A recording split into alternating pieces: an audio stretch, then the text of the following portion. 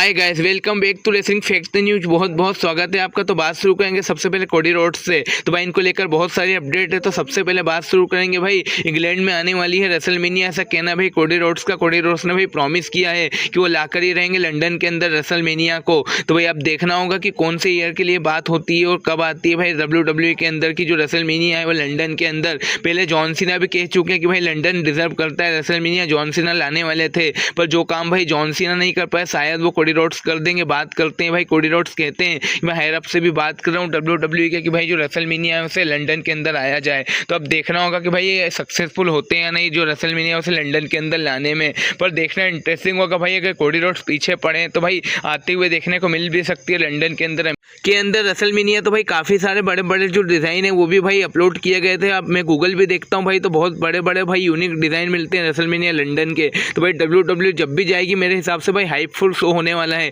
तो अब देखना इंटरेस्टिंग होगा कि कब जाती है भाई लंदन। पर WWE ने वास्तव में भाई बहुत देर कर दी है। अब तो भाई उन्हें मोस्ट लाइकली जाना ही चाहिए भाई, कब से मैं सुन रहा हूँ। इसके सिवा भाई ये जो देश है भाई ये भी बहुत शानदार और यूनिक सिटी है भाई। तो WWE को दिल खोलकर पैसा भी दे सकती है। तो अब देखना इंटरेस्टिंग होगा। तो गाइस आगे बात करेंगे ओबा फेमी की। तो भाई ट्रिपल एच का क्लेम करना है कि ओबा फेमी अब तक भाई WWE इतिहास के सबसे बड़े स्टार बनने वाले हैं। तो भाई आप लोगों को भी ऐसा लगता है नहीं, कमेंट करके डेफिनेटली बताना, सब्सक्राइब करना भाई मेरे चैनल को ऐसे ही डेली रेसलिंग अपडेट के लिए। तो भाई ओबा फेमी को देखकर ऐसा लगता भी है कि भाई WWE के सबसे बड़े स्टार बनने की भाई काबिलियत है इनके अंदर। भाई इन्होंने जब ब्रॉक लेसनर को हराया तो भाई कोई भी कह नहीं सकता था कि वो बंदा नहीं है जो ब्रॉक को हरा नहीं सकता। भाई बिलेबल लगते हैं भाई, ये जो प्रोमो में बोलते हैं वो हकीकत में कर भी सकते हैं। इसके सिवा भाई जो इनकी एज है वो भी काफ़ी कम है। तो भाई WWE पूरी तरीके से तैयार है एक रॉकेट पुश देने के लिए। और भाई ओवर पुश भी करना चाहिए डेफिनेटली, क्योंकि भाई कोई भी WWE का मेगा स्टार भाई बिना पुश के तो बना ही नहीं है। तो भाई ओबा फेमी को लेकर भाई कमर कस चुकी है WWE। तो क्या आप लोगों को भी लगता है भाई ये बहुत बड़े सुपरस्टार बनेंगे इन फ्यूचर? और इतनी जल्दी इतना सक्सेसफुल होने के बाद ओबा फेमी को लोग कंपेयर करते हैं ब्रॉक लेसनर, गोल्डबर्ग, बटिस्टा इन लोगों से। तो भाई मैं ये तो नहीं कहूँगा कि WWE के इतिहास के सबसे बड़े स्टार बन सकते हैं, पर भाई करेंट रोस्टर में अगर कोई भाई इसके आसपास पहुंच सकता है तो नो डाउट वो ओबा फेमी है। ओबा फेमी को देख के लगता भी है कि भाई ये बंदा बहुत आगे जाएगा। अगर WWE ने सच में इनकी बुकिंग एक डेफिनेटली अच्छे तरीके से करी तो इन फ्यूचर ये मेगा स्टार बनेगा, सबसे बड़ा स्टार बनने का दम रखता है। तो आप लोगों को क्या लगता है कमेंट करके डेफिनेटली बताना। तो जे उसो अभी भी भाई बाज आया नहीं है, फैंसों से भाई मजे लेते ही रहते हैं। तो उन्होंने एक और नई स्टोरी लगाई है जहां पर वो लिखते हैं कि इंटरनेट पर सबसे ज़्यादा हेट मुझे ही मिलती है, मैं वो सुपर स्टार हूँ और आप लोग मुझे हेट करते रहे और मैं आपको गुस्सा दिलाता रहूँगा। तो भाई इनको ऐसी गलत फहमी है कि ये फैंसों की मजे लेते हैं, पर सही बात तो ये है भाई कि जो फैंस है वो अपने जब गुस्से में आ जाते हैं तो इनको पता चल जाता है। इनको भाई टैग टीम में वापस भेजना पड़ गया था गुस्से से फैंसों के। और मुझे ऐसा लगता है अगर भाई ये बाज आते नहीं अपनी हरकतों से, वो दिन दूर नहीं भाई जब ये शायद टैग टीम चैंपियन भी ना बन पाए कंपनी के अंदर। तो भाई इनकी जो मजे हैं वो भाई कहीं ना कहीं अगर ये किंग ऑफ द रिंग जीत गए गलती से भी तो जो भाई फैंसों का गुस्सा है फूट के आने वाला है। और भाई बैटिंग ऑड्स का भी कहना है कि जो जे उसो में जीतने वाले, तो अब देखना इंटरेस्टिंग होगा। अगर भाई ये गलती से जीत गए तो वाट तो लगने वाली है इनकी। तो हाल ही में कोडी रोड्स पॉडकास्ट के अंदर गए थे, वहाँ पर काफ़ी सारी बातें हुई है। तो कोडी रोड्स बात करते हुए कहते हैं कि उनकी जो बॉडी है इस समय सबसे अच्छे शेप में, उनके करियर के इस वीक वो हो जाएंगे पूरे 41 साल के, 41 ईयर के। तो इसके बाद बात करते हुए कोडी रोड्स कहते हैं कि उन्हें नहीं लगता कि वो 10 साल तक एक्टिव रेसलर होंगे कंपनी के अंदर, और अगर होंगे भी तो रेगुलर तो वो कम से कम आएंगे नहीं, एक पार्ट टाइमर के रोल में आएंगे जब तक उनकी बॉडी उनका साथ देती है। पर कोडी रोड्स कहते हैं कि वो एक्टिव रेसलर भाई फुल टाइम जो एक्टिव रेसलर होता है कम से कम 5 साल तक तो डेफिनेटली होने वाले हैं। इसके बाद वो भाई देखेंगे उनकी बॉडी किस हिसाब से वर्क करती है, उस हिसाब से वो काम करेंगे। पर 5 साल तक तो वो कहीं नहीं जाने वाले, एक एक्टिव रेसलर होने वाले हैं फुल टाइम ईयर ड्रिल के। तो अब देखना होगा कि भाई 5 साल के और जो कोडी रोड्स से पार्ट टाइमर होते हैं या भाई रिटायर हो जाते हैं।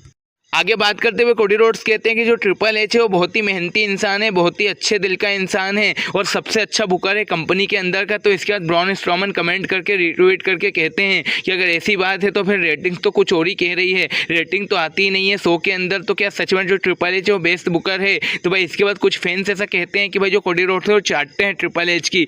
तो ब्रॉन स्ट्रॉमन अपनी जगह सही है भाई कुछ हद तक, पर इसके सिवा जो फैंस है भाई ये रोमन के फैंस हैं जो ऐसा कहते हैं कोडी रोड्स को। तो भाई हाल ही में मैं बता दूं UFC फाइट नाइट के अंदर मैं देखा था कि ट्रिपल एच के साथ भाई रोमन रेंस भी गए थे UFC देखने। तो अगर भाई ट्रिपल एच से इतनी प्रॉब्लम थी रोमन रेंस को तो क्यों गए थे भाई उनके साथ? जब तक भाई रोमन के पास टाइटल नहीं थी तो यही बहुत बुराई कर रहे थे कि कॉन्ट्रोवर्सी फैला रहे थे कि भाई ट्रिपल एच ऐसा है वैसा है। तो भाई बाद में क्यों गए आप ट्रिपल एच के साथ UFC देखने? भाई मेरा सबसे बड़ा सवाल है। तो भाई कौन कॉन्ट्रोवर्सी फैला रहा है भाई, कौन नहीं चाहता ट्रिपल एच की? मुझे मुझे ये बताए। अब भाई जो कोडी रोड्स है वो भाई सबको हम्बल मानते हैं, उनका जो दिल है भाई बहुत अच्छा है, तो कहीं ना कहीं वो सबके लिए भाई रिस्पेक्टफुल है। पर भाई जो प्रॉब्लम होती है वो हमेशा रोमन के फैंसों को ही होती है, और भाई मुझे फिर कहते हैं कमेंट में कि भाई आप रोमन की इतनी बुराई क्यों करते हो, रोमन को टारगेट क्यों करते हो। तो भाई आप छोटी छोटी बात करें कोडी रोड्स को टारगेट क्यों करते हो, मुझे समझ नहीं आती। भाई उनने बोल दिया तो कोई बहुत बड़ी बात है कि भाई आपके रोमन रेंज भी तो गए थे यूएफसी में भाई ट्रिपल एच के साथ प्रॉब्लम होने के बावजूद।